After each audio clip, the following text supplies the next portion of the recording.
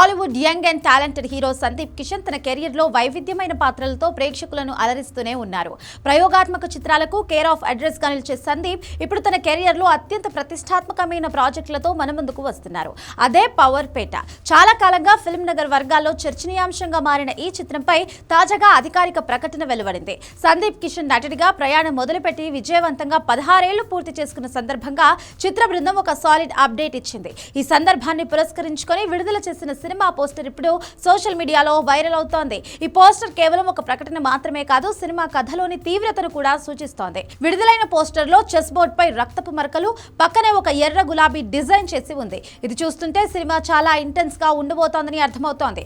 కేవలం యాక్షన్ మాత్రమే కాకుండా మైండ్ గేమ్స్ కూడా సినిమాలో కీలకంగా ఉండబోతున్నాయని ఈ చెస్ బోర్డ్ హింట్ ఇస్తోంది. పొలిటికల్ డ్రామా నేపథ్యంలో సాగే పవర్ఫుల్ స్టోరీగా పవర్ పేట ఉండబోతోందని తెలుస్తోంది.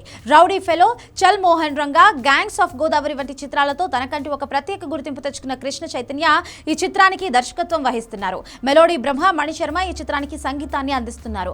ఆయన సంగీతం ఈ పొలిటికల్ డ్రామాకు మరో పెద్ద అసెట్ కాబోతోంది. చాలా కాలంగా పెండింగ్ లో ఉన్న పవర్ పేట చివరకు పట్టాలెక్కుతుండడంతో సందీప్ కిషన్ అభిమానులు పండుగ చేసుకుంటున్నారు. హీరోయిన్ ఎవరనేది, అలాగే ఇతర నటీనటులు మరియు టెక్నీషియన్ల వివరాలు మేకర్స్ త్వరలోనే వెల్లడించనున్నారు. సందీప్ కిషన్ కెరియర్ లో ఈ సినిమా ఒక ల్యాండ్ మార్క్ హిట్ గా నిలుస్తోందో లేదో చూడాలి.